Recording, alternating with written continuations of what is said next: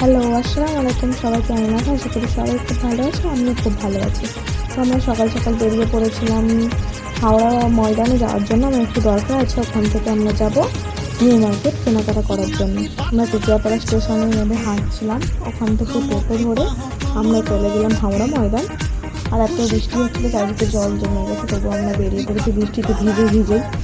তো আমরা যাবো নিউ মার্কেট। ওখান থেকে আমাদের কাজ সেরে আমরা গেলাম মেট্রো স্টেশন, ওখান থেকে টিকিট কেটে আমরা যাবো নিউ মার্কেট। যেহেতু আমাদের ঈদের শপিং আছে, কিছু কেনাকাটা আছে, আমরা তাই জন্য নিউ মার্কেট যাবো কেনাকাটা করতে। আমার বোন আমরা সিঁড়ি থেকে উঠে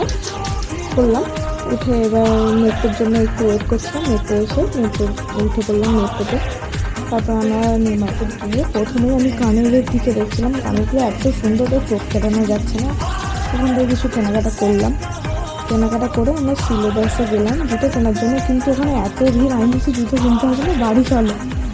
তার খুব অবস্থা খারাপ, এত হেঁটেছি আমরা, পায়ের অবস্থা খারাপ হয়ে গেছে। বসে আছি, একটু রেস্ট করলাম। ওখান থেকে আমার হাজব্যান্ডের ইচ্ছা হলো আমরা জাকারিয়া স্ট্রিট যাবো। তো ওখান থেকে বেরিয়ে পড়লাম জাকারিয়া স্ট্রিট যাওয়ার উদ্দেশ্যে। পৌঁছেও গেলাম জাকারিয়া স্ট্রিট, তখন বিকেল 4টে হয়ে গেছিলো আর ইফতারের টাইম হয়ে যাচ্ছে। আমরা তাড়াহুড়ো করছিলাম। এখানে এসে দেখছি খুব সুন্দর লাইট দিয়ে সাজানো, এত ভালো লাগছে আমাকে দেখে কী বলি। আমাকে এরকম লাইট দেখতে খুব ভালো লাগে। তারপর আমার দেওর, আমার ননদ, আমার বোন, আমার ভাগনা আছে সঙ্গে। ও বাচ্চা মানুষ হাঁটতে পারছিল না, ও খালি বলছিল কোলে নাও। আমার হাজব্যান্ড বলছে তাড়াতাড়ি এসো, আর আমরা হাঁটতেই পারছিলাম না। ওখানে প্রথম দেখলাম ফাঁকাই ছিল, কিন্তু সব সিট বুক হয়ে গেছে। আমরা বসার জায়গা পাচ্ছিলাম না, যে বসে ইফতারটা শুরু করবো।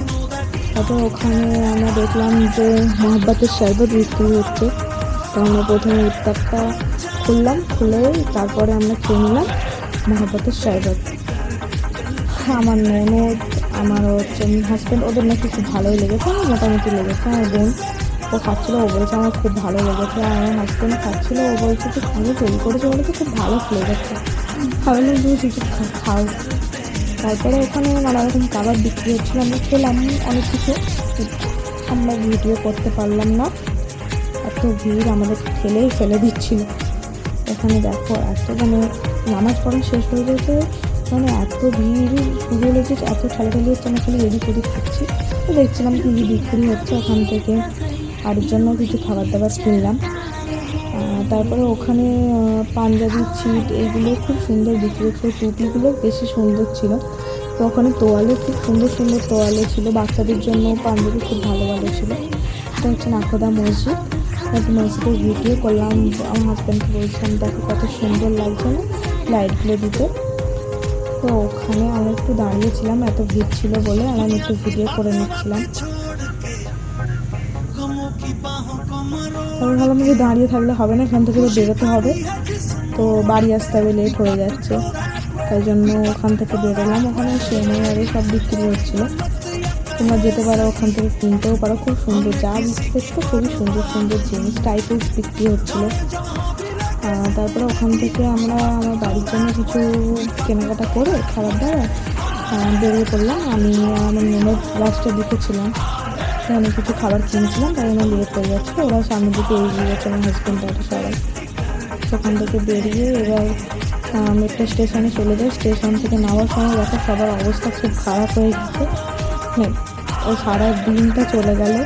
আমি সকাল 10টায় বেরিয়েছিলাম, এখন 9টা বেজে গেছে। আমি হাওড়া স্টেশনে পৌঁছে গেছি। ওখানে এসে দেখলাম যে ট্রেন দাঁড়িয়েছে, তাড়াতাড়ি করে ট্রেনে উঠে বললাম। আমি হাওড়া স্টেশনটা পুরো ফাঁকা দেখলাম।